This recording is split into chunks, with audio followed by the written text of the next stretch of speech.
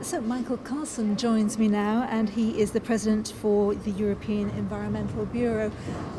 When we look at Europe and European agriculture, we look at the fact that we can't really still live well within what the planet can provide with the kind of policy structure that certainly exists here at the moment, and that's one of the contentious issues that always comes up at this forum. What's your point of view on that, Mikael? Where do you step into the debate here? Well, if we look at what science tells us today about global climate change, about erosion of biodiversity, about nutrient losses, all of which are processes that actually undermine agriculture as such, we are today confronting a situation where we need to radically reform all policies, more or less, and transform agriculture into much more sustainable systems in the future. What do you think of the greening of the CAP so far? Do you think that we've just been chipping away at the edges and that really reform is not good enough, it's not big enough, and that more change is required? Well, once again, we can look at what scientists that have evaluated the CAP reform are telling us, and it's clear that if you look at the environmental objectives within the European Union or globally, CAP is not delivering to a full extent on those.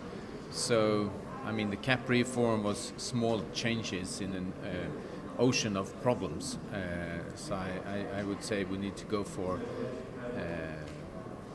policy transitions and transition of practices in agriculture as well. And what was your main message as a panelist at the forum here today? What did you want to get across to those farmers, policymakers, academics, those from business, all of the voices that gather here? Well, one key point relates to environment and climate. Agriculture today is fundamentally based on the use of fossil fuels. Political agreements, climate change science tells us that we need to phase out fossil fuels, which means that we need to transform agriculture all over the planet fundamentally and change the energy base. And that's a huge challenge, and we need policies that support that, which on the one hand identifies externalities, put a price on those on the market, on the other hand support farmers for the production of not only food but other types of ecosystem resources. So public money should be used for public goods. Another type of message which I underline is that it's actually, in a global perspective, women that are carrying out agricultural activities, and women are disempowered, and I think we need to change that. So collapse of a patriarchal system would be the best for sustainable development. Amina Mohammed addressed the forum earlier on. I don't know if you heard her speak, but of course, she was talking about the UN Sustainable Development Goals. Smallholders, women, and empowerment is one of the themes, the drivers by which some of these big goals to eradicate poverty and not degrade the environment. She feels that's one of the ways that they will be achieved.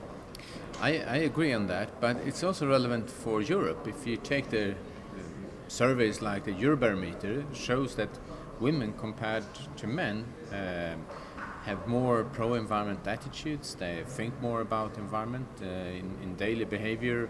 They think more about the environment when they vote, but still we see in this seminar and in policy making at large that women are disempowered, and I think that's it's unfair, and that as such is motivating a change, but it's also very ineffective if we look at the challenges agriculture is confronted with today. And of course, a lot of those that are on the panel and debating, I know there was one woman, Mela Furin was on the panel with you, but in fact are predominantly males still here. So these things do need to change, right? Yeah, and I gave the example, the speakers' dinners yesterday, 40 men, 2 women. That's not fair. But I promise to come back next year if they have gender equality. Otherwise, I won't do it. Okay. Well, Mikael, we hope to see you here next year. Thank you very much for talking to us today. Okay, thanks.